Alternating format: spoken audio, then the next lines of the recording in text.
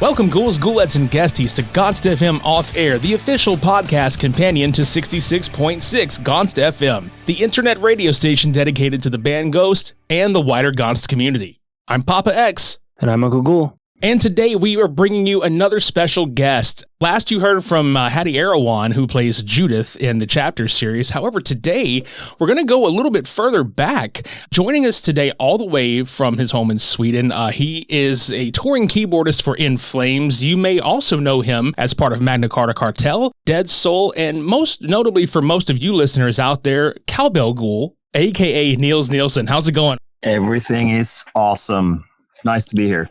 Thanks for joining us. Of course. Yeah, so you, I say you're young like us because like in the 1980s, like that's where Anthony and I's generation is from too. It's cool seeing people our age that had gotten started so early on in the industry. You've been doing music for pretty much your entire life, I would assume, at least for the last 20 plus years. Where did you get started as far as like, you know, what was your first introduction to music that made you say like, this is what I would love to do, you know, and, you know, was it a particular instrument or an artist? You know, what was it? Well, I came from a home with, I have an older sister and she played guitar, and my mom had a guitar, but she didn't really play. She could, you know, some basic chords. So we did have some instruments from the age of like, I don't know, 5, 6, 7. But my mom played me a lot of good music. My dad played me a lot of good music in the car. Pink Floyd and Rush, Leonard Cohen, Dire Straits, all that dad stuff, of course. Hey, that's good stuff, though. Yeah, That's my favorite. I still listen to it, and I'm a dad now, so I get away with it anyway. But I got, so I was just, I think I was introduced to good music early on, and mom put me in school to like, you're going to play guitar. And I came to my first lesson, and they put in a Spanish guitar in my lap and said, this is what we do. I'm like, no, I want to play electric guitar. And that's not typically what you do. You play the classical stuff for a couple of years, and then maybe you'll get to electric. My mom convinced the teacher to go to the electric guitar. So I actually started on that. So I skipped all the boring stuff, and I don't think I went to like a music school that long, maybe for a little while. And then they just bought me like lessons from my later music teacher. He lived on my street, so he would come down every Thursday and we would play for half an hour. So that was my introduction, but I wasn't super into the guitar, to be honest. It didn't come natural at all. And so I got the electric guitar. I had the little PV amp. I still have it in my garage. But then my dad came home from work one day. He was a serviceman in a factory, and they built computers. So everyone who worked there could buy a PC computer. This is 1990. And I think the year after, he brought home a sound card, like a Sound Blaster 32 or something. And so we installed that. And I had seen my sister's friends played in punk rock bands. And like, this is super early 90s. But they also made like chip music, like computer trackers, like Fast Tracker 2 was the software we were using. They had Amiga computers, but I got it on the PC.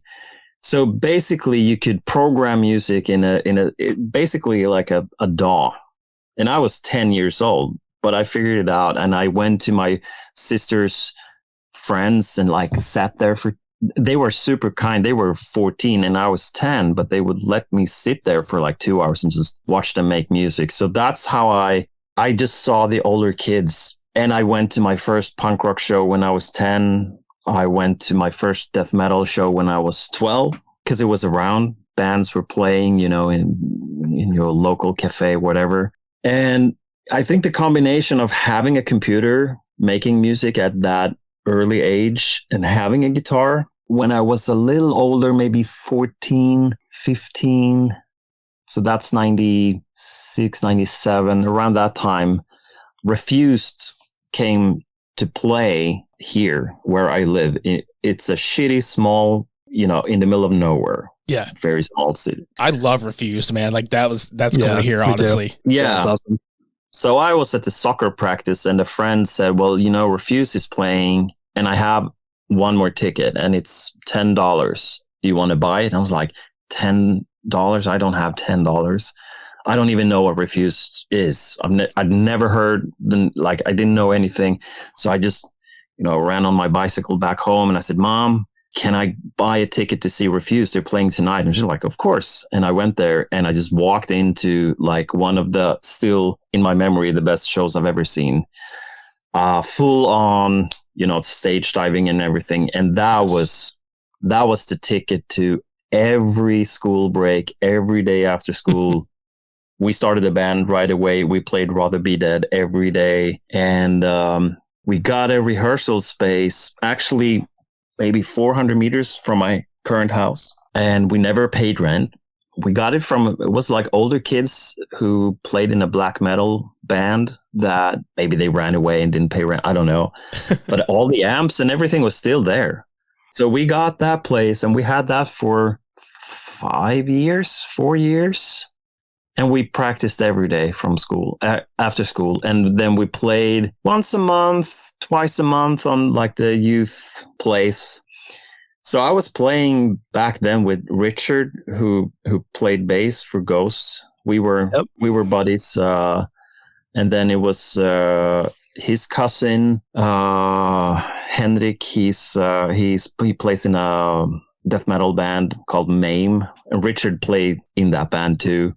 I was actually in their space today, setting up the drum kit. They're making a new record. Oh, right on. Cool. That's awesome. So we got access to a rehearsal space. We had amps. We had older kids to look up to. And we had some, like really early, we had some recording gear floating around because a friend's dad was rich. So he bought like a sound card in the 90s for like $10,000. And we could, make our own demos when we were 15. So we were super early on this, and we didn't do anything else. Like we played Counter-Strike like anyone would in the 90s. But I'll tell you this, our parents, they were smart enough to like, you can choose to play in the band and we'll buy you like if you need a guitar or an amp or whatever.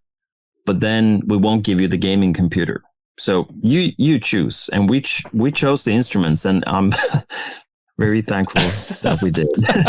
Of course, the music paid off better than my Counter-Strike career would have. I mean, YouTube streamers doing like video games and stuff like that nowadays. Well, you could, but like the name of the Swedish guy, PewDiePie. I think he make more money than me for sure. No, we're damn it. We're glad you chose the path that you chose, man. I couldn't imagine that. Yeah, and it sounds like you had a treasure trove, just at disposal, just going and just getting a place with all this stuff already there, and then having, the means of support for this path. And sidebar, just right quick, for those of you listening out there, if you have never heard Refused, or if you've never heard the album The Shape of Punk to Come, that will change your fucking life. So please listen to that. MAME is a very great band as well, if you can get a hold of any of their music. Dude, like I said, that's got to be the coolest dream for any young aspiring musician, just to have that much at their disposal and have that kind of support. Because Anthony and I grew up playing music as well, and we come from musical backgrounds, and it's a little similar to both of us, not too far off, but like, we just kind of grew up around it as well. So we get it. And that's cool, because hearing you having the direct support of like, oh, we'll buy you this, we'll get you this. Like, dude, that's every aspiring musician's dream to be able to do that. It made life easy. I mean, the teenage years can be pretty rough. We were a band already. We had a place where we could be.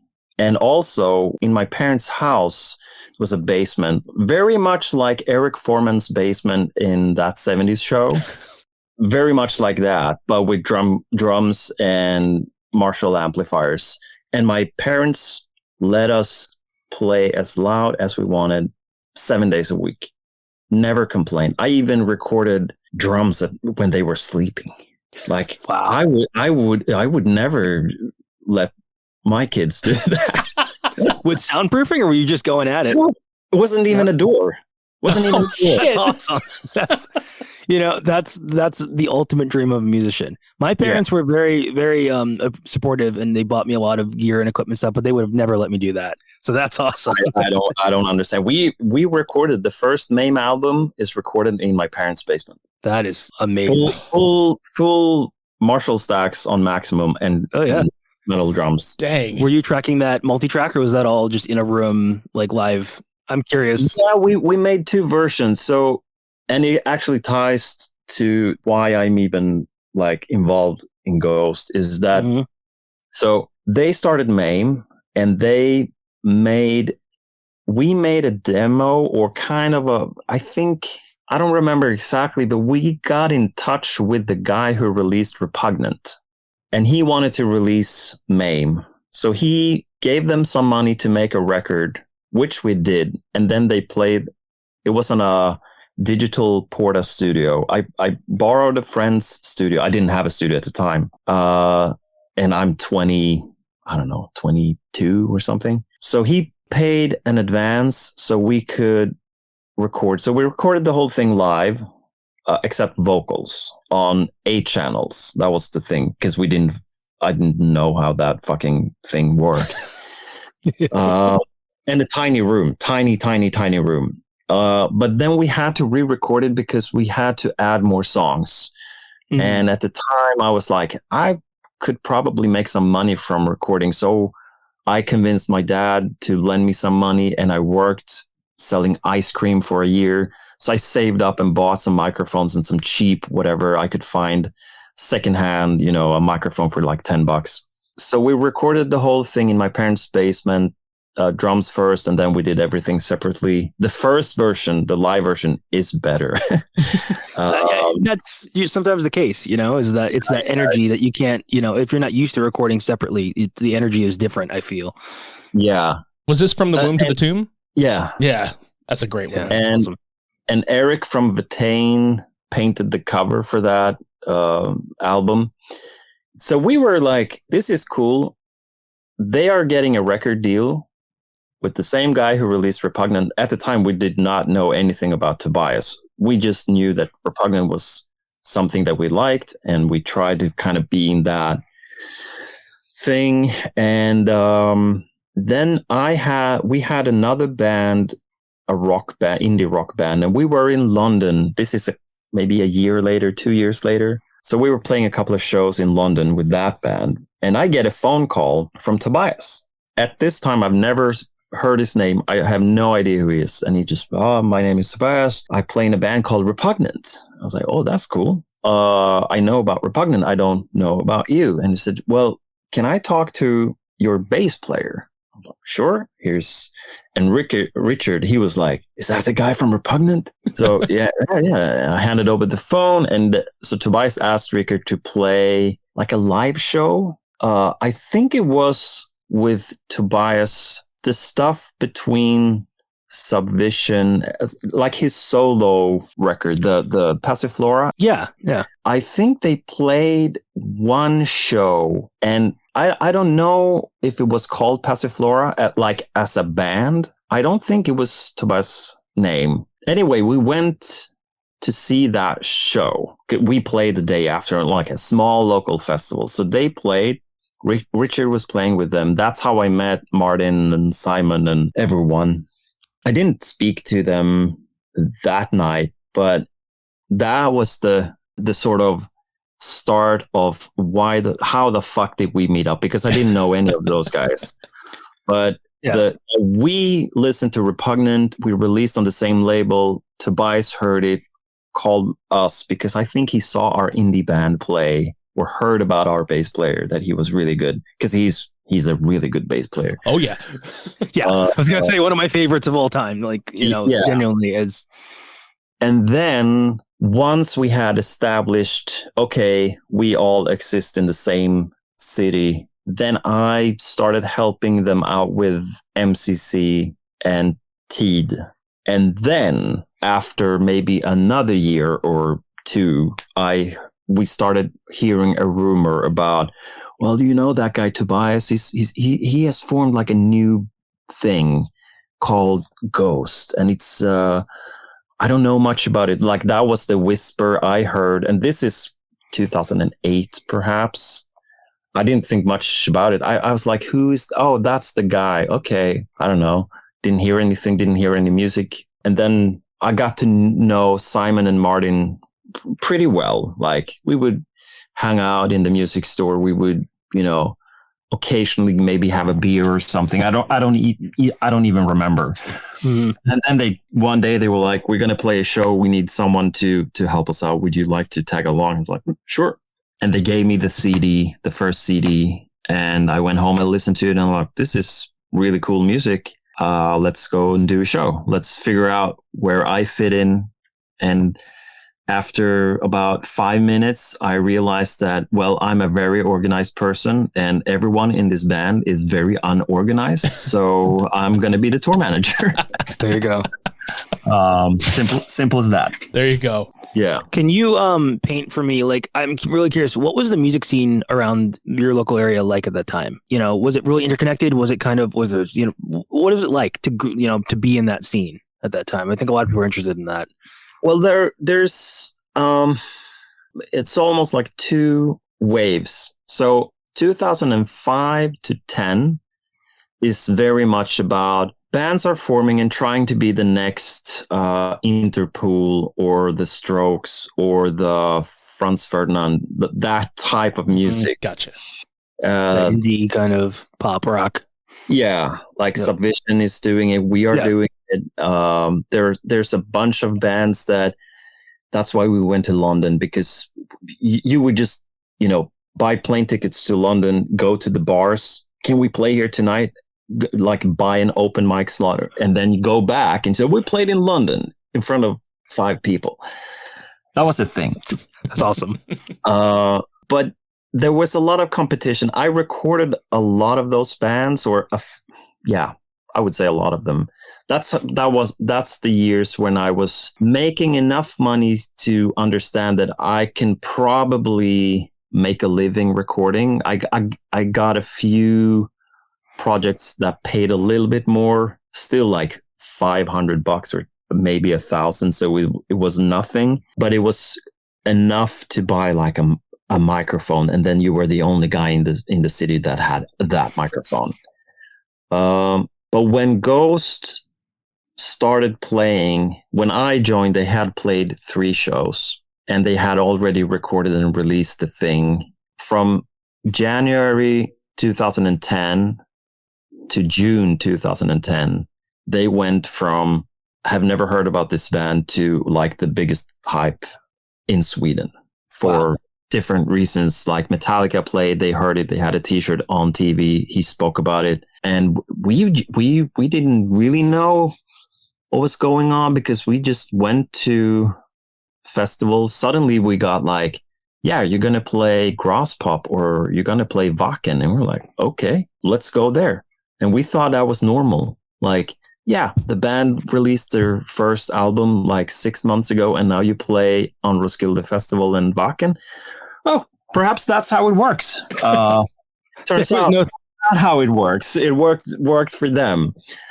But the music scene after that really changed. So then a lot of like occult rock band, vintage rock became a thing.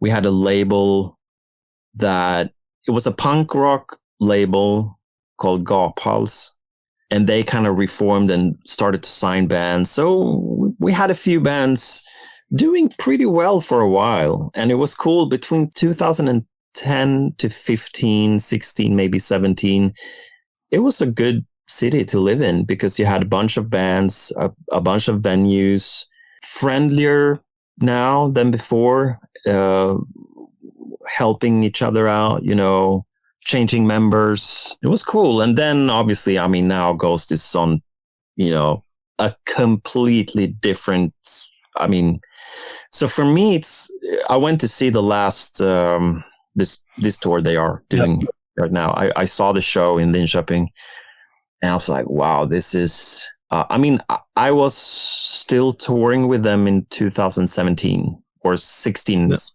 probably the last cycle where I was involved seriously with the band, and we thought that was big.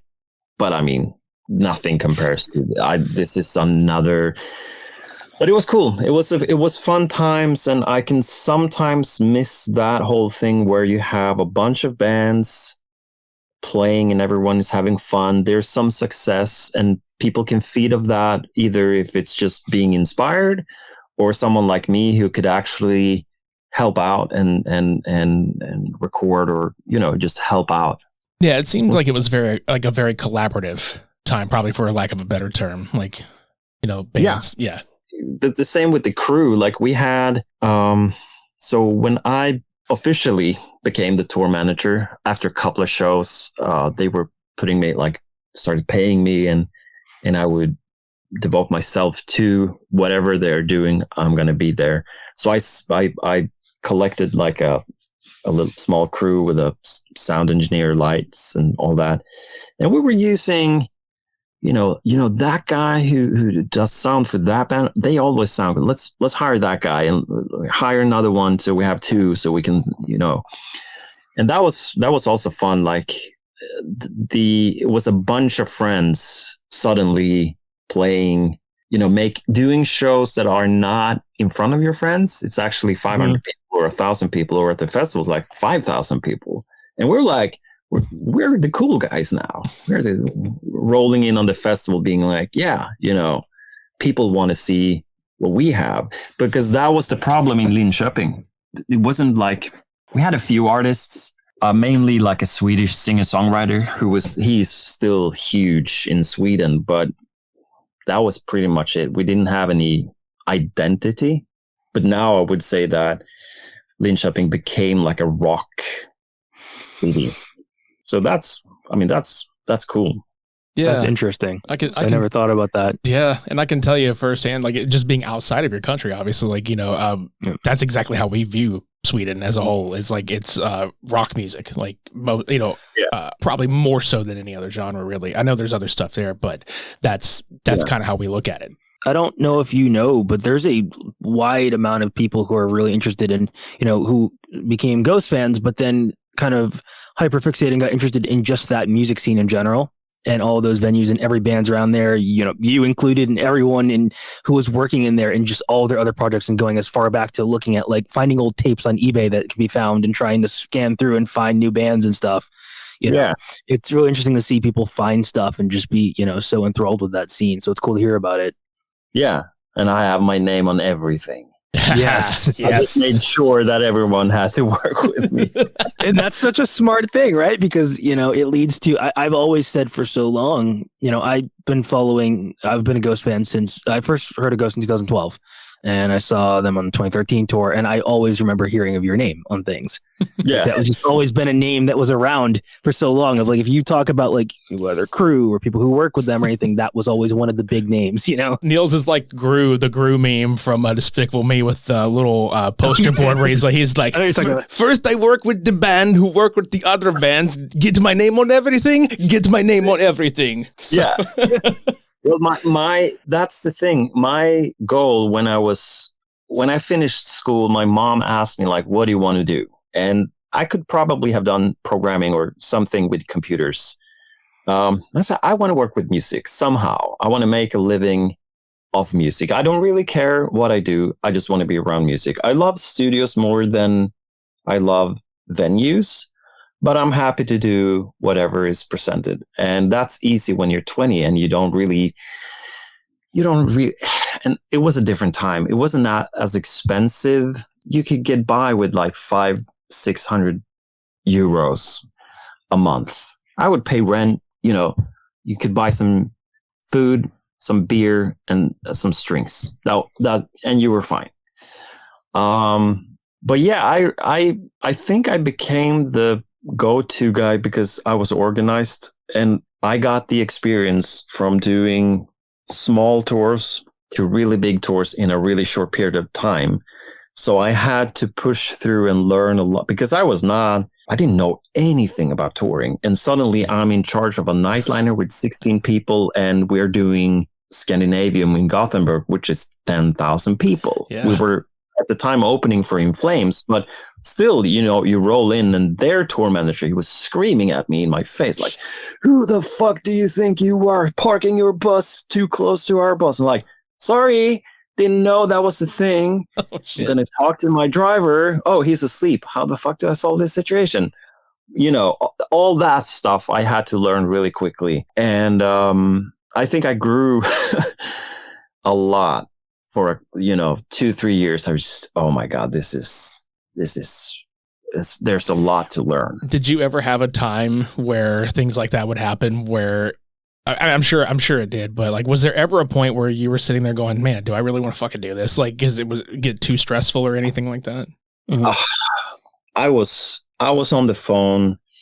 So I was the tour manager for Ghost for about a year and a couple of months. But we did a lot, like going from those early tours, one-off shows, to the festival season, to doing a long In Flames support tour.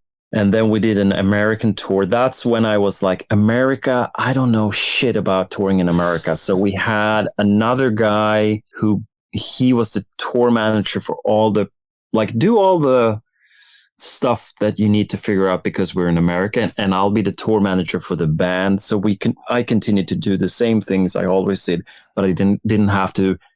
The paper for Canada, I don't know. Yeah. Like visas, I don't know. Yeah. That stuff. After that first American tour, I was like, they were talking about a lot of tours going back to America. I was like, this is too much. That's when I said, you need a proper experienced tour manager.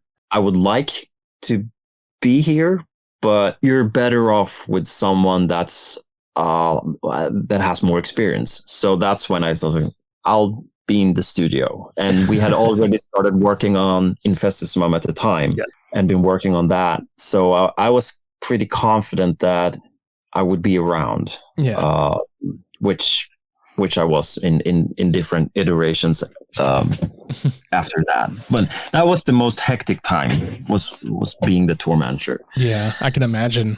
And getting into Infestissumam, as far as like your work on that, what was it like going from working in the studios in Sweden, where you're from, as opposed to, because it was recorded in Nashville or in Tennessee. Yeah. Like, what was it like coming over here? Like, I'm assuming you came to the States to help and do anything like that, or did you just do pre-production on that? No, the whole thing with that record is, so we did a Japanese, for our Japanese CD release, I think we recorded Here Comes the Sun. That's my first time with Tobias recording, because Simon was recording with him. Simon had to work or do something, so I've sort of filled in. We finished that song in a day, super easy. We mixed it, sent it off. That's how I became like involved in the studio. Like, they knew I would, but they were already doing fine. Like, they did Opus themselves pretty much. Then we started recording Infestissumam, and at the time we were still on Rise Above, who released the first record. We realized throughout that year that we could probably sign with a bigger label, but we didn't want to do that before we recorded the album, because Tobias knew what he wanted to do, and the rest of the guys were in Linköping anyway, and I had my stuff, and Simon had a studio, and I had a studio. We had all the gear. So we recorded the whole thing as an album, and we mixed one song, Body and Blood, I think. And then I had 2 or 3 more songs finished, like all the way finished. And then we play that then they signed. So then they signed a deal. And that was a hilarious moment. We were on the tour bus, and the main boss wanted to hear the whole thing, and we're like, yeah, we're gonna make some money. and we played the whole thing front to back, and it was like, just looked at us silent after the whole thing. No. Shit. That's a pretty good demo, boys, but you can't make a heavy metal album in Sweden. What? Really? What is that logic? What the fuck are you talking about? I mean, if it's one thing we can do, it's that. Yeah, No that's what it's shit. known for. Hold on, man. I feel like we now think of like, some of the greatest metal records of all time, like being, Scandinavian metal. It's crazy things. I don't know if maybe he was joking. I mean, it was just. I wouldn't put it past him not to be joking. Oh my god! But and we were like, oh fuck, this is anyway. So once all the the politics in, you have to understand as well. Like we were operating like in the early days. We were operating everything from like, can we solve the situation right now and do it ourselves? Because we don't have any money. We didn't have any funding from anywhere. So anyway, we put all the files on a hard drive and the band flew to Nashville. And I was the producer on the version we did. And Simon was probably the producer, a co-producer. I don't remember that exactly, but something in those lines. And then they recorded the whole thing. And I was bummed out as fuck because I was like, I was the producer. Now I'm not gonna, if this is doing well, I'm not gonna get the credits for this. And my ego was a little hurt from that for a second. And then they recorded the whole thing. They kind of drifted away a little bit. They started touring a lot in America. When they were home, me and Simon would live next door, so we would hang out and I would pick them up from the airport or whatever, like small things like that. And then the album came out and everyone was happy. I was like, I think my version was better. I was grumpy for a second. Now that album really did well for them and really broke a lot of markets for them. Right. So with all that said, I was, you get it. When you're working with it, I wasn't that mature about it. I was just, grumpy. But then I got the record and it had my name on it. And then I talked to the guys like, yeah, we used your keyboard parts. We used a lot of the stuff that I had done was on there, and I got a credit. I got a gold plaque for the whole thing. I was actually recognized for the stuff that I did. Right. And I noticed that I started getting a lot of work because I did that record. So even though it didn't maybe pay off in, right there and then, I got a lot of work and I could sustain my thing in my studio at home. To pay off on that. Yeah. So in the long run, I think I made, a lot of money from that process. Correct me if I'm wrong, but that version that was a 7-inch of Secular Haze or 12-inch, whatever, that's your original production, right? Because it says produced by Simon on that one. It's a different mix than the album one that was released. Is that the original? Do you remember that? Because that's one that people in like our fan base regard as a better mix than the actual record. And I believe people call it the Simon one. Yeah. To be honest, I think I have that. I'm not sure. Mm-hmm. I've read it as well, and I'm not sure. I don't know if that's the stuff that we recorded. I didn't mix it as far as I know. Maybe we mixed it together. Mm-hmm. And I'm not saying that because, please give me credit for something. I honestly don't know. There were so long ago. There was a few they played Secular Haze live before the day before it was released. Yeah. That version, that live version and that live video. Yes. I mixed that one in a hotel lobby on Apple AirBuds. That's amazing. Fucking. Can I ask? How was that day in that show? Like, do you remember that time of like? Because that's a huge moment for that band and everything. Was that and the release of that live video and everything, and just that show? Yeah. Do you have any memories of that? Yeah, because that's the first show we played with my band, Dead Soul. So I formed Dead Soul in the meantime when they were touring America. I started Dead Soul. We got signed. We started making a record. We played that. I played that for Tobias and the guys, and they were like, you should open for us. This is awesome. So they put us on that show in Linköping. So that was my kind of segue back into, okay, I'm not angry anymore. Let's be friends. So I organized that recording because they knew the song was going to leak from that live video, and we wanted to control that and present it as good as possible. So we recorded the thing. I mixed it right after the show in the hotel lobby before we went to drink beer. And then we kind of assembled everything and just, threw it on YouTube or whatever. But from the Secular Haze version, I don't know. I have a Secular Haze version on my computer that I have done something with. I mean, I recorded the whole thing and I was there producing it, but I don't know if I mixed it. I wouldn't think so. Maybe Simon did, maybe someone else did. I don't know. That makes sense.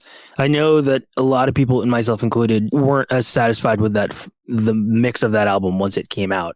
And I know that even Tobias has talked about how later on he did an interview, I think 2 years ago now, where he said it was just the mix wasn't what he hoped it was going to be on that one. And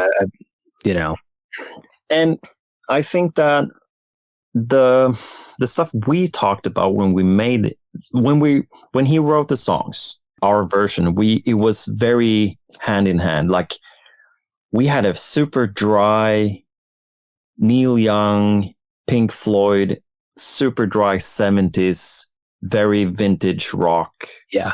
So almost like if the first album is like papery and sand, like that's the texture. This was going to be a polished version of the same thing with a punchier, more attack, but still like almost like Fleetwood Mac. Yes. That stuff. That was, and that's, I think, the mismatch with the American mix, so to speak. What came out. It's trying to be hard hitting, heavy, but the songs are not written that way. And honestly, I don't think it's even played that way. So the versions I have on my computer, I still think I still think they serve the songs better. But again, I mean, there's a shit ton of people who love that album for the sound, for the songs, for everything. So I'm not here saying either or, but definitely when I heard it, I was like, I don't know. I listened to it recently. I was like, I don't think it sounds that great, to be honest. But I agree. I think the songs are really strong, but I think those songs for me work best live because of the more raw sound that you get live, but also just because, I don't know, it doesn't feel like it's bogged down into production as much, and no disrespect to anyone who worked hard on that production at all.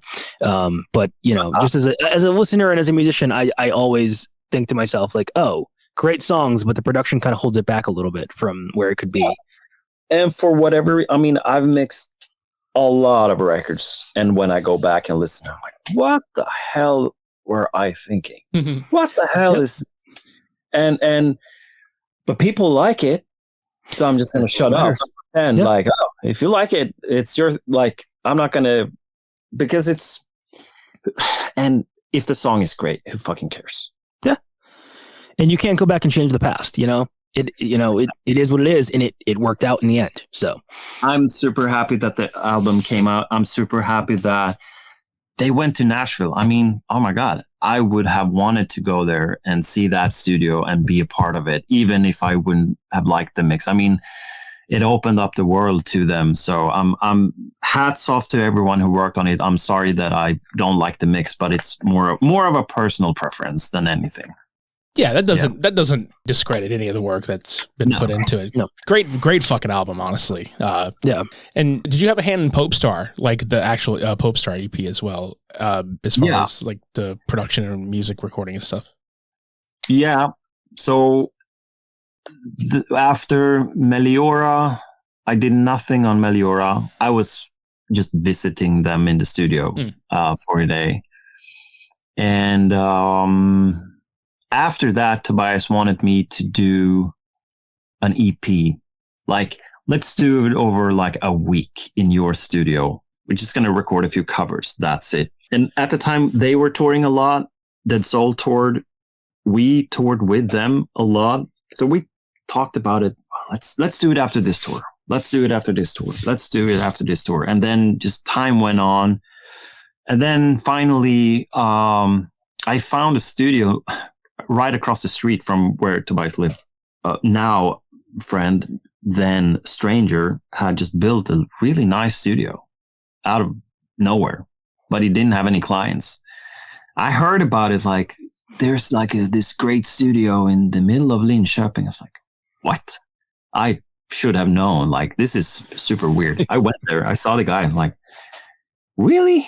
You have a like big mixing console, like the best studio gear you could buy. Why did you do this? Like, I like music. I'm like, okay, do you have any plans? Not really. Okay, I know a band. So I actually brought Tobias there, and we're like, look, we can record here. So anyway, I knew that there was going to be another producer for that project.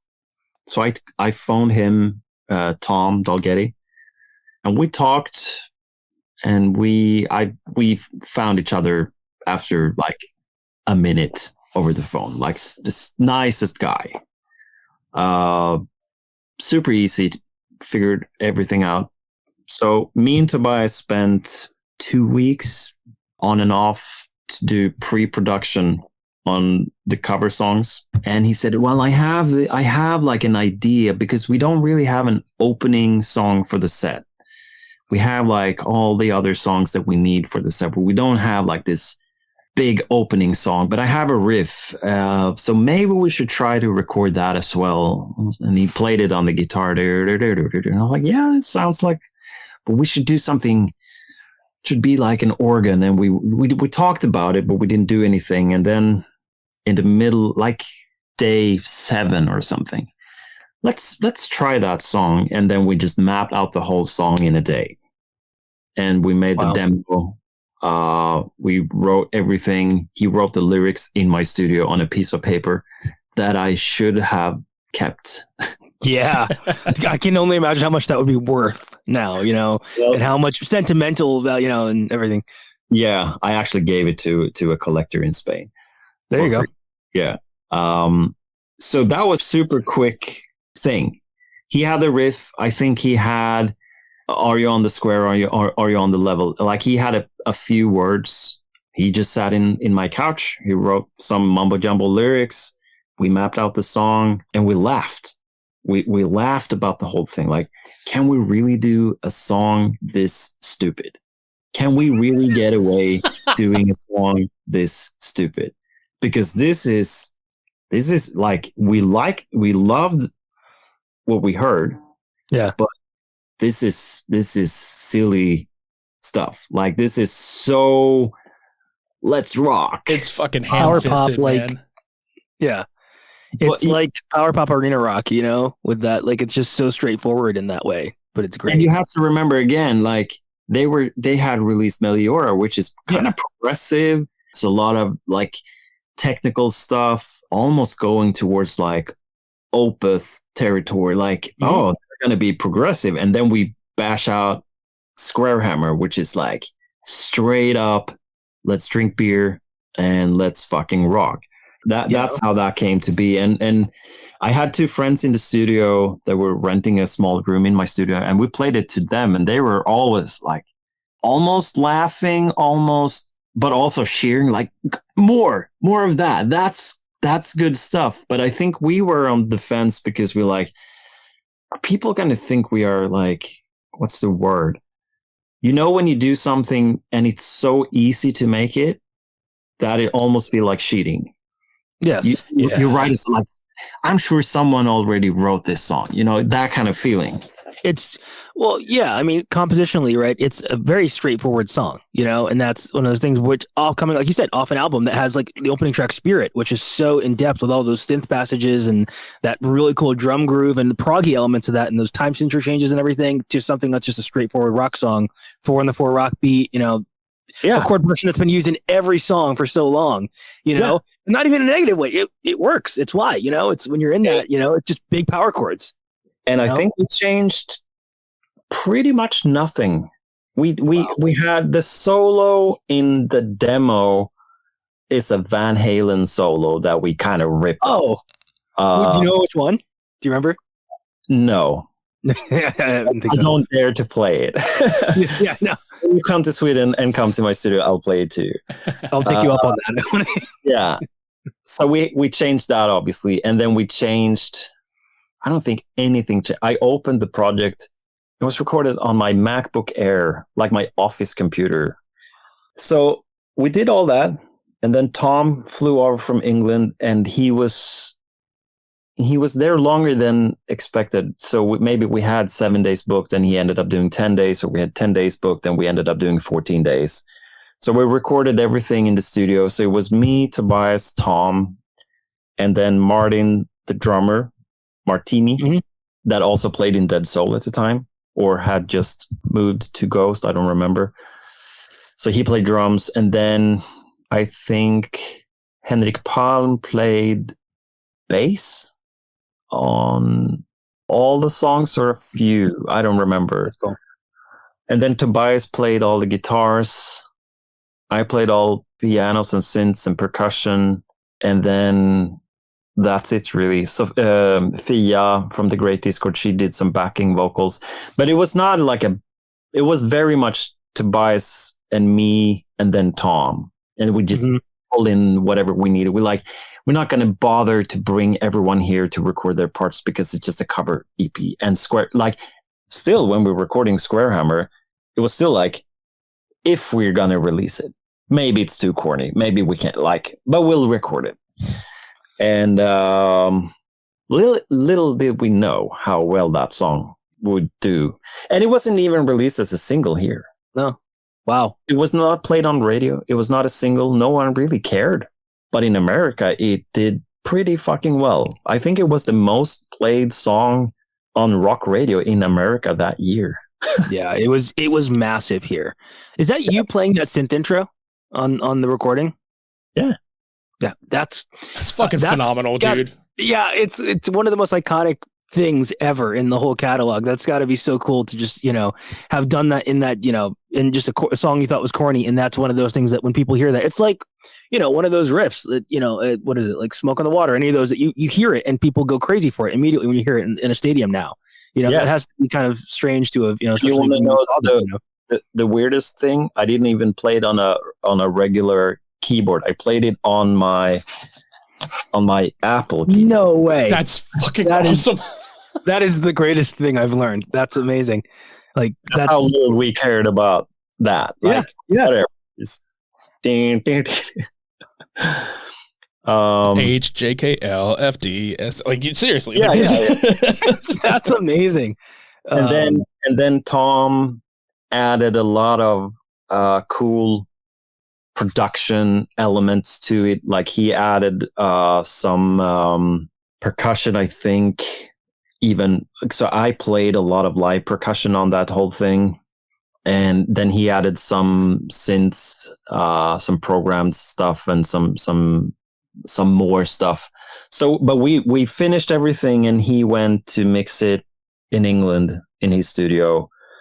And after that, I wasn't really involved. I didn't do any mixing or any production. So Tom is the producer of the whole thing, but I mapped out everything, and I did all the pre-production, and Squarehammer is written, in my studio with just me and Tobias. That's it's weird because I don't think too much about it, because it's just another thing you do, one of thousands of songs, but it happens to be a song that I hear on the radio. Is that weird? Yeah. It's still, and it's weird. When I saw them live now, they ended with that song, and everyone is standing up and screaming, and I'm like, this is pretty cool.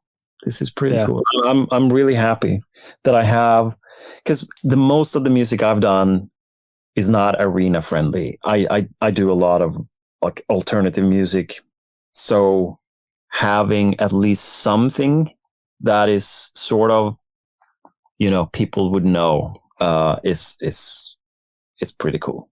Yeah, It's got to be. Does it scratch that itch of like, every child's dream of, some form of, having a huge hit rock song, you know?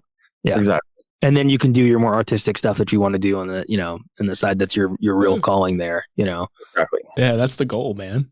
Yep. Yeah. Because you've done some excellent work outside I of really wanna get Ghost, into man. And Anthony and I have been like itching to be able to talk with you about your work with more of your work with Dead Soul and Magna Carta Cartel, and we love Ghost, but we also love all that, and it was like I was almost more excited to talk about some of the other stuff, especially Magna Carta Cartel, because that's one of my favorite bands of all time. So you've been working with them for so long, right? How did that reformation kind of take place? Where what was that like? Funny enough, when they played a show in 2009, maybe. Mm-hmm. I booked that show. Wow. So I was I booked that show. That's the first time I met Tobias, actually. And we had a longer conversation. Anyway, when Martin stopped touring, is this 15 or 16? Around that time. 16, I think. Yeah. I got a call from someone. So, Martin is not going to be playing with them. I don't really know what's happened. I'm like, okay. That came as a shock to me because, seemed to me like he would be the obvious, he's going to be there forever. Anyway. Me too. I just want to say, yeah, that was a shock to everyone. And I was good friends with Martin, but I didn't want to reach out because I didn't know what was going on. But I was in Stockholm and he called me. And he said, did you hear what happened? I said, yeah, I heard the rumors. And he said, yeah, and that's it. He didn't say anything. He just, I'm going to reform Magna Carta. Would you like to record and produce? Okay, let's do it. And we met up and he was very determined to do that. So I didn't ask. I didn't really want to, if he quit or if he was fired or if they, weren't friends. I didn't want to get into any drama. Eventually, I get the picture after, some time. But so we just went on and he played me some songs. He said, I have a few old songs that we never recorded. I have a few songs that we did record, but never released. But I think Sway was on YouTube already. Turn was on YouTube. I had that on my MP3 player back in the day, and it was awesome hearing that new version of it. Yeah, and I really liked the band already. I liked their music in 2008 when that was released. So that was a pretty easy process. I don't remember exactly how I think he made all the demos himself. I probably only heard like MP3s, and then I booked a studio and we recorded everything. And we recorded in a studio that's no longer available. Really big room, really nice, big roomy sound. And I liked that quite a lot more than the Ghost stuff because Ghost was very long sessions. We would go about details for hours, which can be good, but it can be kind of annoying to be feeling that you're getting stuck on every single note. Yep. They just needed to discuss everything. With M.C.C, the Demon King EP, I think we recorded drums, most of the guitars, and bass in 3 days or 4 days. Oh, wow, dude. That is crazy. And I think, so I was there setting everything up. I think I even left the studio and came back like, yeah, we recorded 2 songs. I'm like, cool. Wow. I had an engineer, Jona from Studio Underjord, where we did the Dead Soul. There's a video with a camera spinning around Dead Soul playing. That was the same guy who did that. And then I think we recorded quite a lot of the stuff in my apartment. I think the vocals are recorded in my apartment. I think most guitar solos, I'm pretty sure that all the guitar solos are recorded in just, an apartment with it wasn't even a studio, just like a home studio setup. And then I mixed it. I made a few versions of it. The first one, Martin thought was too radio friendly, like too polished and it sounds too good. It should sound VHS cassette thing and more reverb and more delays. It took me a while to figure them out. And then they were booked to play a show and I was not involved. And then he called me and he was like, dude, we need a second guitar player. You know all the songs already. Can you fill in? And I'm that guy who just fills in. So I said, of course, I'll help you out until you find another guitar player. And then we played more shows and then we recorded some more stuff. We made a single, Sun in the Rain. I think we recorded most of that in a day. Very straightforward, like get into the studio. We recorded that drums in that same studio where we recorded Square Hammer, but all the rest of that is recorded in my apartment. Not super happy about how that turned out, but I like the song, but I should have mixed it differently. And then the album was a very long process because there was a lot of things happening.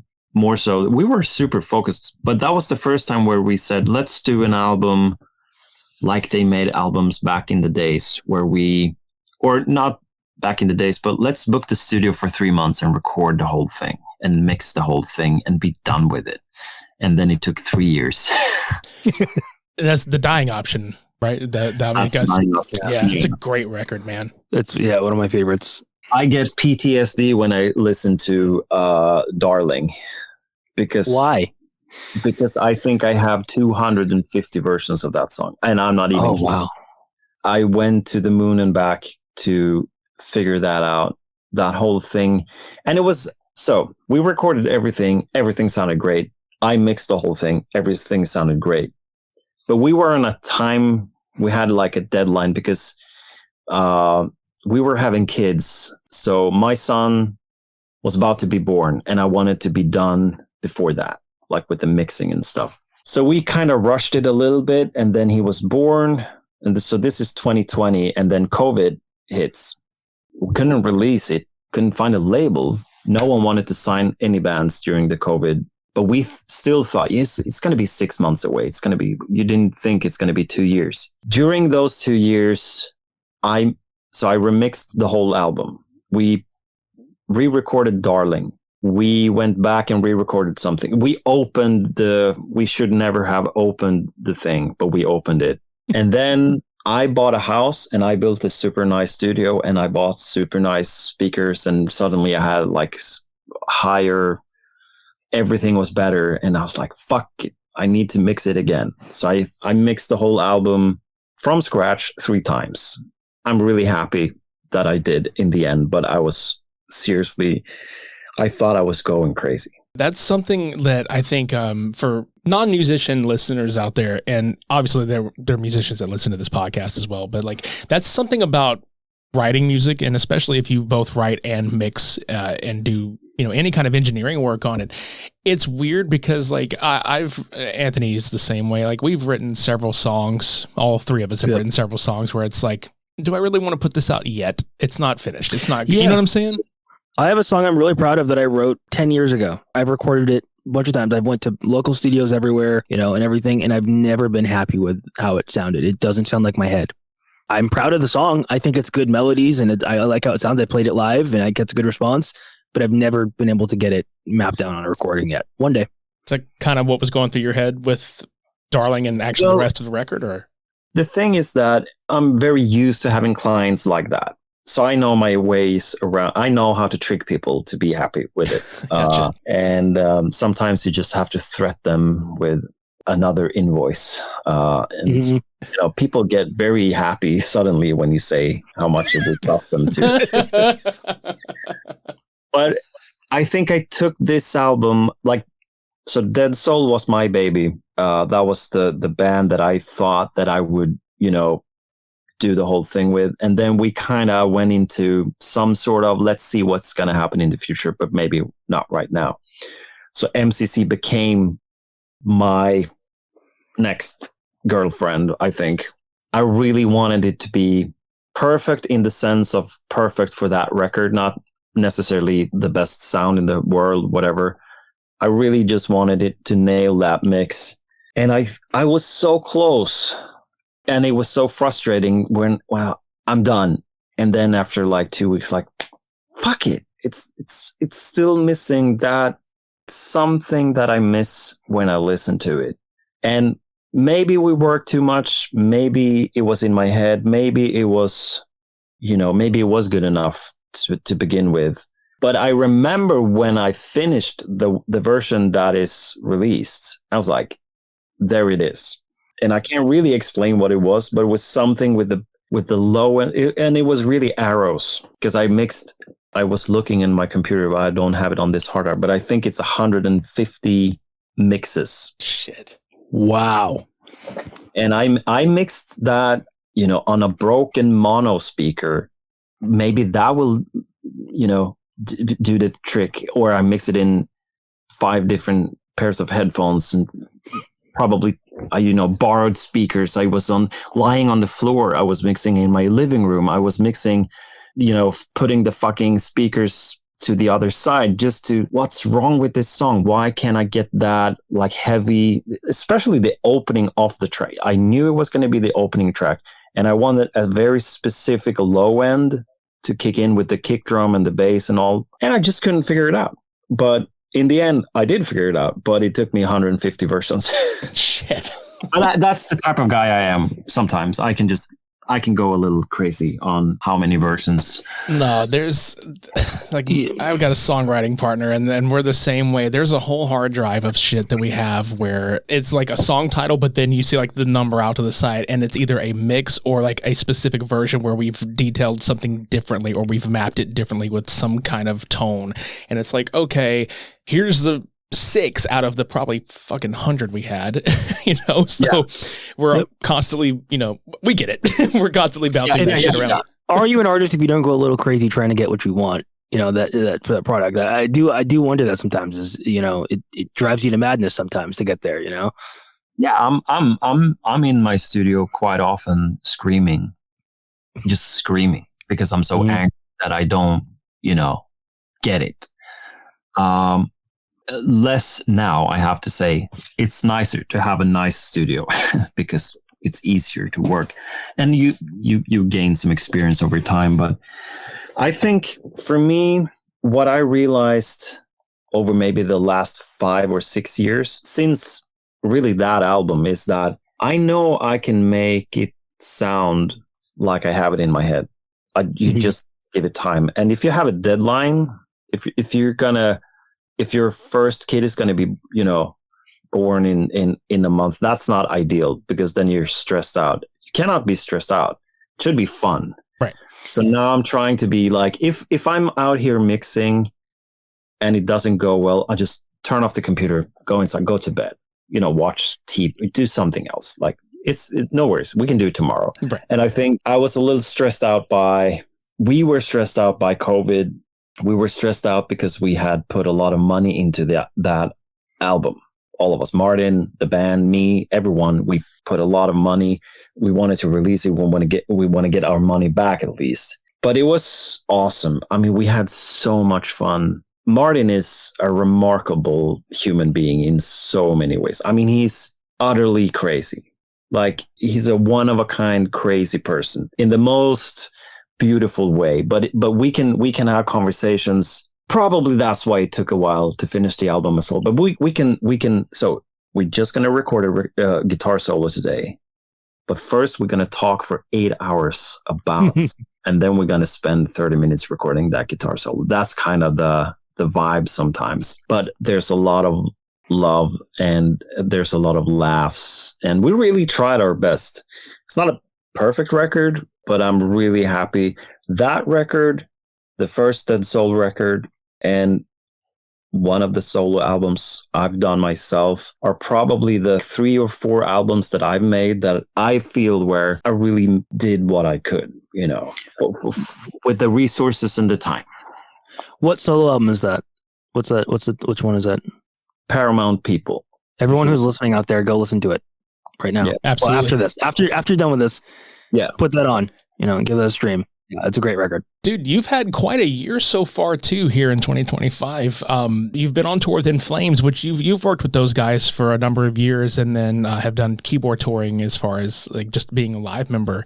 How has that experience been for you in terms of like, okay, you've done like, recording and live shows with, Magna Carta, and you've done stuff with Ghost and everything like that. How's it been with In Flames? Because I've been following your posts on Instagram, and you'd be putting something up almost each night after a gig. And the crowds are unbelievable. Like, for those of you out there, In Flames is one of the best melodic death metal bands that is to ever have come out of Sweden. We have thoroughly enjoyed seeing you get out there and playing with these guys. How's that experience been for you? And has that kind of given you a different influence as far as like what you're going to be working on next? Yeah, I mean, I met them early 2011 when they were opening for In Flames. That's how, and I was listening to In Flames a lot when I grew up. So they were my favorite band of all time, like when I was 17, 18. And then in 2017, Tobias asked if I wanted to play keyboards for him in Ghost. And I said, well, let me think about that. And I thought about it because I'd played 3,000 caps, and I was like, I want to play in front of 10,000 people. So if I say yes to play with Ghost, that's probably going to happen. So I said yes. And then I thought a little bit more about that. I'm like, do I really want to play keyboards in this band? And everything that happened with everything, in all the ins and outs of friends, not being friends, you all know all of that. We don't have to get into that, but we know. Yeah. And I don't want to dip my toes into that too much. Yeah, no, we're not asking you to at all. No, but there and then I was like, so I called Tobias and was like, you know what? I think you should just hire like a professional keyboard player, because I'm not a professional keyboard player. I'm just a guy that plays keyboards, but I'm mainly a guitar player. We're friends. Let's be friends. You'll have 1,000 people lined up to play in your band. And he was like, I actually think that's a good idea. So I had to send back my outfit back to. Did you get it? Did they send it to you? Yeah. Oh yeah. shit! Cool. Did you get to take like photos and stuff in and everything? No, I actually didn't take it out. I was like, I think when you had worn it, you wore it before though. You had worn it for the cowbell stuff, right? Yeah. But I actually think when I got it, was like, it became so real. I was like, fuck, I can't do this. Yeah. And I'm super glad I didn't, because wow, he has a great band as it is. And I don't think I would have been the guy. Anyway, so in 2017, I decided to quit touring. No more tour managing, no more touring. Dead Soul was not going to tour anyway. And I was getting tired. I was just going to focus on having a studio. And then, of course, In Flames calls and say, hey, we need a keyboard player. Would you like to play in front of 100,000 people? And I'm like, I'm in. Fuck yes. So I flew to Germany, and the first show was Rock am Ring, unrehearsed, never met the band, the full band, never, didn't even sound check. Just walked on stage, 100,000 people. And I was so fucking nervous. I've never been that nervous before or after, but it was super fun. And they've kept calling me. I'm not a member of In Flames on the pictures, but I've been there for 8 years. Yeah. Played, hundreds of shows. It's amazing. And it's, I think why it suits me, it's because I love the music. I'm good friends with everyone in the band. Me and Anders, the singer, we make weird electronic music. We share a lot of interests in synthesizers and other stuff. Just hanging out, spending time. And also that kind of music that In Flames play, it's death metal, but it's big choruses. It's sweet enough for the chicks and cool enough for the guys. And it's really made for huge crowds jumping up and down, which is really what I wanted to do. I really enjoy playing those only for the week, or the big songs where everyone jumps up and down. So it's been a blessing, really. And you learn a lot from playing in front of that many people. You realize how small of a part you are on a stage.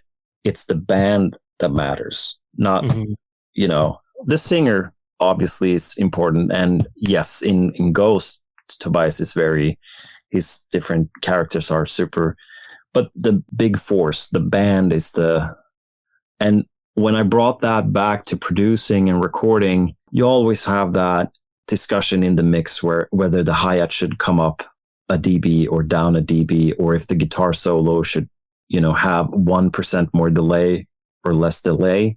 That's where I can say, you know what? Doesn't matter. Because does the audience respond to your collective thing that we've recorded? That's the only thing that matters. If you want to spend another day on something because your ego, if we're talking about like one band member who wants to do something in the studio, I always say, like, does it really matter to the wholeness of the band? If it does, we'll go back and fix it. If it doesn't, move on with life. And and the other thing I think with live shows is such a weird experience because you can have this long build up. Let's say because you book the shows in like half a year advance or a year. So, in August next year, we're going to play in front of 100,000 people somewhere, and it's going to be on TV and everything.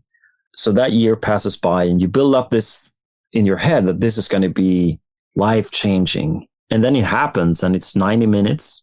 And then you go off stage, you made some mistakes, whatever. And then it's a new day. It doesn't matter anymore. And you just, and we have another big show. And I think that is a really nice thing to learn. Like, let's make a record. Maybe it becomes big or not. And then we make another one. And then I enjoy the process a lot more nowadays. I don't. There's no pressure as much, right? No. To have that kind of like, I'm looking forward to this, building up on it, and it must reach this goal.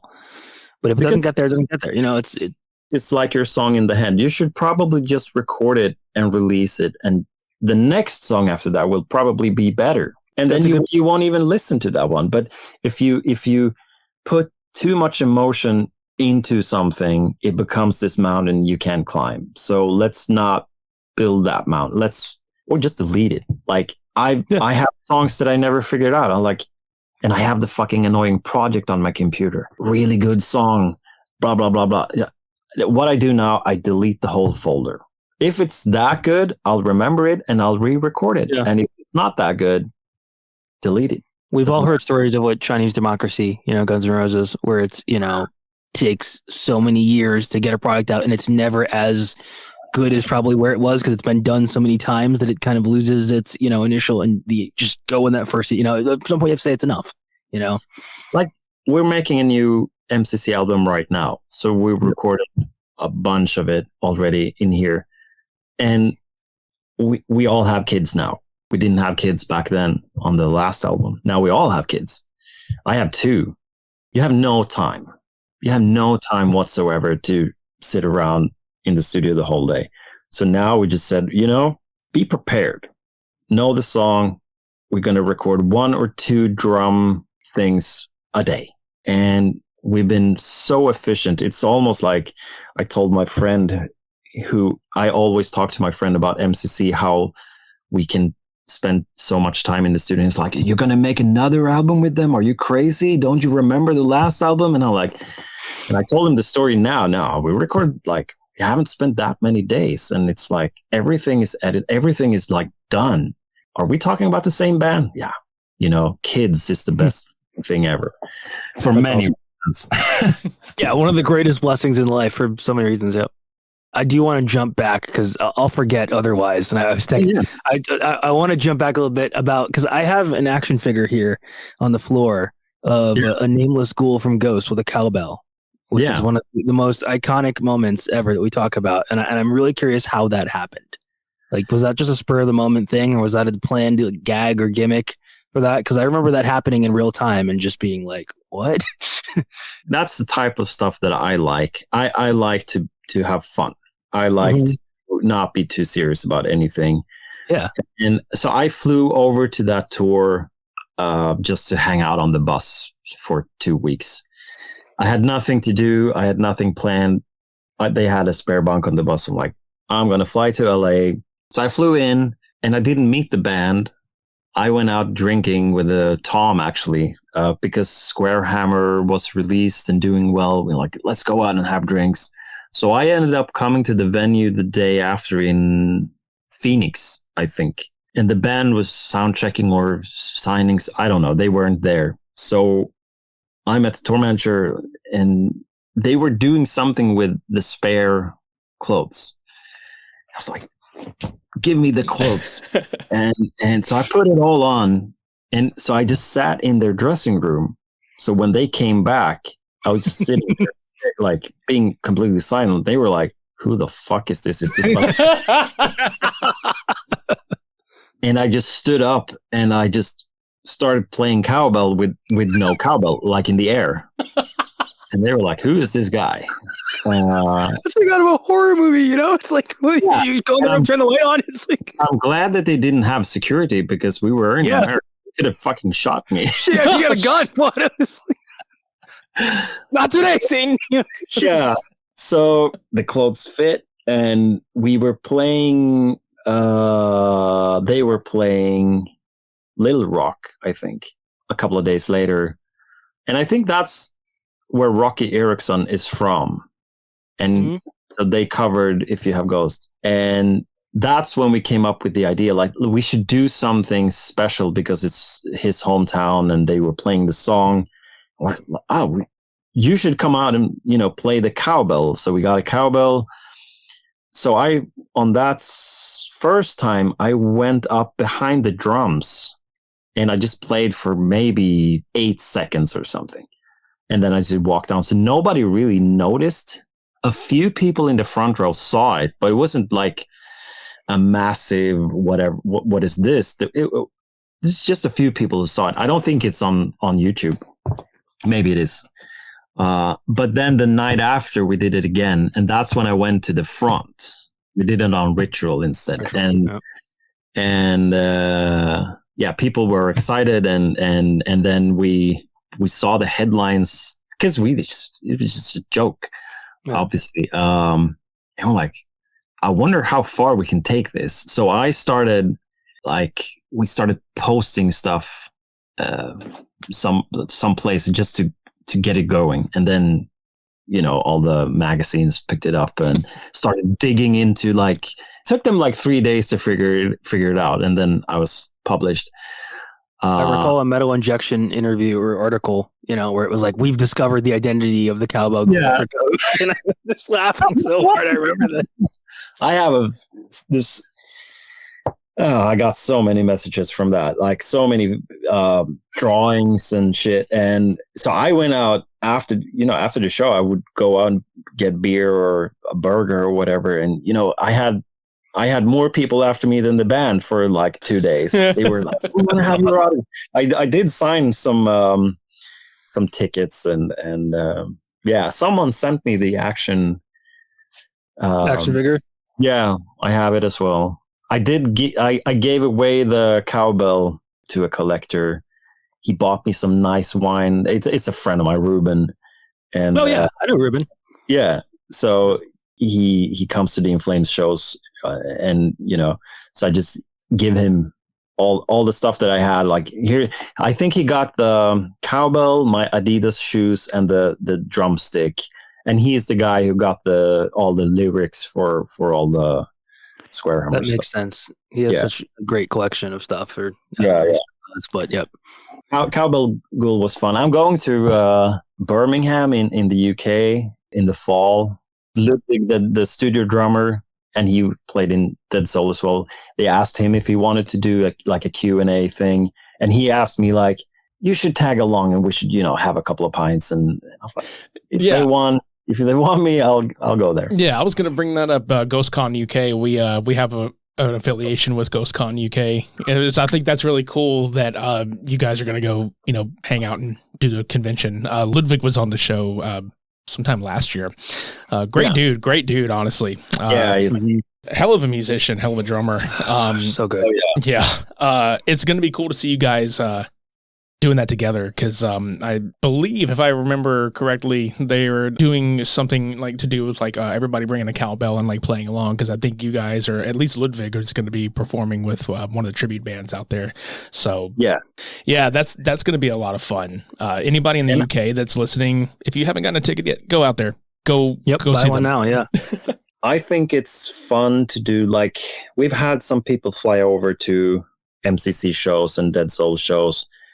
And when we were touring with Dead Soul and Ghost, I sold all t-shirts for our band. And I've sold a lot of t-shirts at Ghost shows as well in the early days. So, I mean, I've been out there with the crowd. So I know a lot of people. I've just met thousands of people, and they've bought our records. They bought merch. They come to so many shows. And like, if you fly from America or wherever to go to a local show where I play, and if they ask me if I want to go to Birmingham and say hi and do this, but in person, of course I'm going to do that, because the audience of all those bands, I mean, now Ghost has a different audience. It's so big and huge, and a lot of people listening to this have no idea who I am, or maybe never heard the first Ghost album. That's how big they are now. But there's a big portion of people that I've met so many times, and I kind of miss that, to be honest. Like being on the road, like selling t-shirts, drinking beer, I saw you last year. How's it going with your dog? All that stuff. So I think it's going to be fun. Yeah. I mentioned I first saw Ghost on that 2013 tour after promoting Secret Haze, the Hazing Over America one. And then I saw them every single time they came since. And I remember it feels like, from my perspective in the fan base, obviously they're massive now, right?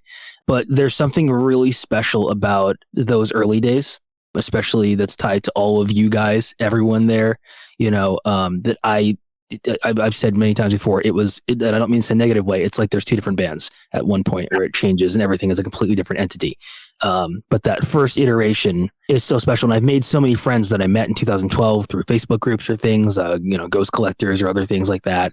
We talked about Ruben and stuff, people I've met, who just I follow for so long. And you even, I followed you on Instagram on multiple different accounts over the years for since back in the day. And it's just really cool, because it's like, it does feel like, it's cool to see you go into an event like this and embracing that part of your career and that association, because, that is when things, I don't know, to me, it just feels so special. There's a different energy of friends together making a project, and everyone seems to have somehow known each other. Whether it was, the crew seemed very close, from, people on the merch teams to everything. And the shows felt very special, going to these smaller theaters and beautiful theaters and stuff, and, venues, and seeing, the band then, as opposed to big arenas, which I love too. As a Kiss fan, I love big theatrical productions, but there's something about that I'm always fascinated by. It's the same. I agree. And I think I'm more of if I go to shows now, it's probably going to be a small local thing, or if a band decides to do like an off show, where close to where Linköping or Norrköping, I'd rather go to that than to those big. And we actually talked about it on this tour with In Flames. Like, we're sitting backstage, we go out and play, we go back and we sit backstage, and we go on a bus and we do that same procedure every day. And if it's big enough, you have to do it that way. I mean, you can't meet everyone all the time, but we talked about how it feels and how you can get a little disconnected from what you're doing. And I think I realized that when I saw the Ghost show, because I just went there, I didn't meet the band. I was on the stage, I met some of the crew people, we share some of the crew from In Flames and Ghost.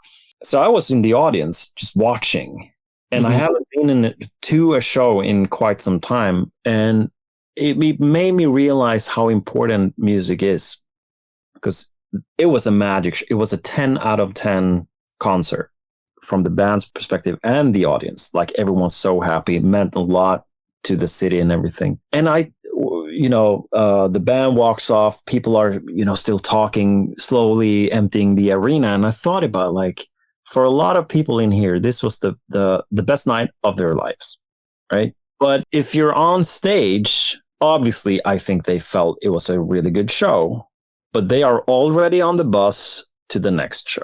To keep going. Yep. That's another perspective. And I certainly feel that I can, I get so spoiled every time we walk out with In Flames. It's between 3 and 100,000. Like if we play small shows, it's 3,000 people. On an off day, like on a Wednesday in Leipzig in Germany, it's 3,000 people, and it's amazing. But you can sometimes get a little disconnected. So I really like to talk to people, and I like to reconnect with some. I'll meet some friends over there that I haven't seen in a long time. So I'm looking forward to it. That's awesome, dude. And honestly, that speaks a lot to your character as far as, coming onto our show, for instance. Like absolutely, we really appreciate your time and your stories, and just making the time to respond to our email and, just come hang out for a little while, because we do episodes obviously based on the band, but we also like to speak with the people that are part of the bigger machine that either get some or, sometimes sadly, like next to no credit for their part in it. And your contributions were in no small part, in our opinion, and a lot of the fan base's opinion. So honestly, we really appreciate anybody that's got that small show mindset, because that's something I think a lot of people will lose over time. Not everybody does, but most people tend to kind of like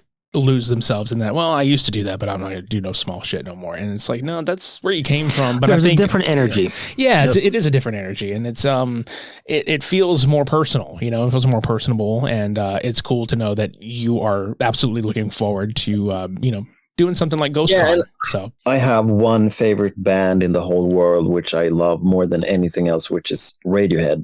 Nice. I can tell. Yeah. My favorite band of all time, and I never saw them live. So in 2016, I went to, they were playing rather small venues for being them. So I got my hand on tickets to Amsterdam, and then a journalist gave me some tickets to Paris. So I flew to Amsterdam. I saw the show. It was the best thing I've ever seen. Amazing. This huge band playing a rather small place. The day after, we take the train to Paris, and we took the same train ride when we were playing with Dead Soul. We played in Utrecht in Holland, and we took the train to Paris to play. So we were me and my friend, the guitar player of Dead Soul, we're there together. So we're walking on the platform in Amsterdam, like all the cool bands take the train to Paris. And my Jocke, my guitar player, he says, "Look at that guy. It looks like Tom York." Oh shit, it is Tom York. And then he said, "Look to your left." And we are walking in the group of Radiohead, like the whole band. Oh, shit. Wow. And I'm like, what the fuck is happening? And that's when I had my first, like, I have, should I say something? I've met all the rock stars. I met James Hetfield, I met Duff, I met Alice Cooper, I met Rammstein, I met so many really big names in rock. Here I am, and I can talk to them because we were playing a festival, whatever. It's no big deal. Here I am with my favorite group of all time. And so I just say to the bass player, like, really enjoyed the show last night. It was amazing. He's like, "Oh, thank you. You were there." Yeah. I'm actually going to Paris to see you. I'm going to take the train. Looks like you're taking the train. Yeah. We figured taking the train is nice. I'm like, yeah. We start talking. And then the guitar players, we start talking. And I just realized, and they were like, "But you're not from here." "No, we're from Sweden." Why did you fly here?" "Well, you're not playing in Sweden. I've never seen you, and I really want to see you." I'm like, "But why would you fly from Sweden? Like, I really like your band." Well, but so they were like humble to the fact that we did that effort. So anyway, we get to the train, and they have two drummers. The second drummer is also playing with Portishead. Oh, and that's another of my favorite bands. Mine too, yeah. And he happens to like live next door to Tom, who produced Squarehammer with me. So I say to him, like, "Yeah, I know your neighbor, Tom." He's like, Yeah, he was in Sweden recently doing like a rock band, like Ghost. I'm like, "Yeah, with me." And so we start talking. Anyway, the moral of the story is I was so afraid to talk to them. I'm so glad I did. because they were so nice. And we talked about the set list, and we talked about what got them excited to play the show in Paris. Like, no, we're going to change the set list. And we, you know, I was like, I want to be like that. I don't want to be too cool for anyone. Like, if I have the time, let's talk about. If you like to talk about music, I mean, we could probably talk for 4 more hours. Seriously, I love talking about that stuff. And so do we, honestly. You know, that's the life of a musician. You know, life of a musician is just, you get lost in the sauce talking about all that stuff, man. And Anthony and I have conversations like this all the time, not even with the microphones. You know, so. Dude, I don't do anything else. I'm in this room, in this studio, every second I can. I don't watch any TV shows. I don't do anything. Yesterday, I actually played soccer with my friends. But apart from that, I'm in here all the time. And when I see my friends who's also like recording or doing bands, all we talk about is music. So if you want a second episode, let's do it. No problem. 100%. Figure out what you want to talk about, and we can hone in on whatever. Tell you what, man, as soon as you guys get the next Magna Carta Cartel record coming out, we would love to have you back on and talk about that. Yeah, let's do it. Sweet. I'd love to also, one of these days, you know, maybe that time we can talk about all the live gear that you use and everything too. I'm very curious about that and technical stuff like that. Yeah, sure. Like, that's one thing I did for Ghost for many years. I did all when they were still using backing tracks, I would mix those. Wow. We would create stuff. I did some, Tobias did some. I'm doing the live intros for In Flames. I'm doing all that stuff. And for M.C.C, all the technical stuff, it's fun because it's challenging, and there's new technology all the time, and you can figure out, you know, new ways of bringing a good show. Even though, I mean, M.C.C just played without me in Finland because I couldn't go a week ago. And I just watched it from the outside. It's the first time I'm not there. And I'm like, wow, this looks so good. It sounds so good. Like, I saw those videos. It looked amazing. Why I'm not on that stage.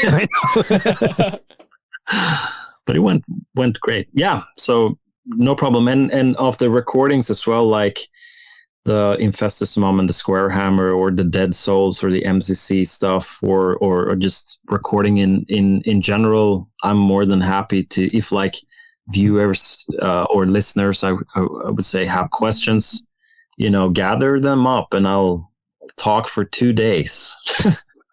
That's a deal. Absolutely. Yeah, that is please. a deal. Yeah. Well, Niels, we really appreciate you coming on and hanging out with us and talking with us, dude. This has been probably one of our longer conversations with anybody, and it's been an absolute pleasure. I just also appreciate that. Sometimes I feel like because I'm not living in Stockholm. I'm not living, you know, close to anything, and sometimes you kind of feel like, does anyone pay any attention to what the fuck I'm doing? Like, I'm sitting here on my own doing music, and then you get reminders like, oh no, you did this, or that song you released, or, you know, whatever that. And I'm like, oh, people actually do care from time to time, which is, it's a good reminder. Makes me happy. Well, you've made a lot of people happy with the music that you have released, and so many different variations of music. And on behalf of the Ghost fan base, we absolutely thank you very much for all of that. Yes. Yeah. Thanks. We're honored. You know, I'm doing the easy part. I'm just making music, which is awesome. So again, really thanks to all those people who just, you know, always give a shit, because there's so many bands that are so good that get no attention, and they just have no confidence anymore because it's really, really, really, really tough for a band like Dead Soul. We struggled for years to, you know, I think we are more popular now than we were when we were actually touring, which is weird. I look at the Spotify stats, like, people are still listening. And I met someone, because we're playing like an acoustic show in 3 weeks, the first show in, I don't know, 8 years, in the middle of the forest, because why not? And I've had so many messages from like, I'm so glad you're back. Oh, no, we're just gonna play one acoustic show in the middle of the forest. but no, I listen to your band, like every week, and I'm like, okay, that's impressive. So yeah, thanks to everyone who supported everything throughout all these years. It means a lot. For everybody out there listening, if you would like to follow Niels on his Instagram account, we will leave that link in our show notes below. So, Niels, do you have anything else that you want to plug before we bounce out of here? I released a new single this Friday. It's really good. I have a bunch of stuff coming out. I think it's going to be a super exciting time. I'm releasing a lot of music. M.C.C is releasing a lot of music. There's a lot of collaborational things behind the scenes. There's a lot of plans. I think people will be happy. So yeah, keep your eyes peeled. It will be a good ride. Awesome. I know we've said thanks a million fucking times, but we really could not have been more honored to have you on here, dude. This has been an absolute pleasure. Thank you so much. Same goes back to you. I'm already looking forward to the next episode. Let's talk soon.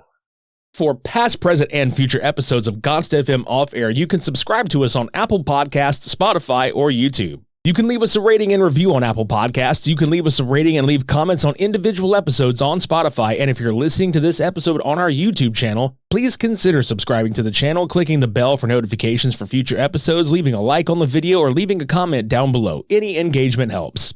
If you would like to come to a future GonstFM Station Head radio ritual, if you would like to buy GonstFM merchandise, or if you would like to join the group's Ghost Cosplay and the official GonstFM group, GonstFam, all of this information can be found in our Linktree link in the show notes below.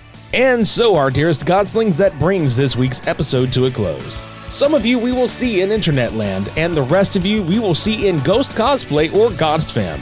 Take care of yourselves out there. And remember, until next time, in Gonst, we Tronst. I'm Papa X. I'm Uncle Ghoul. And we'll catch you next time.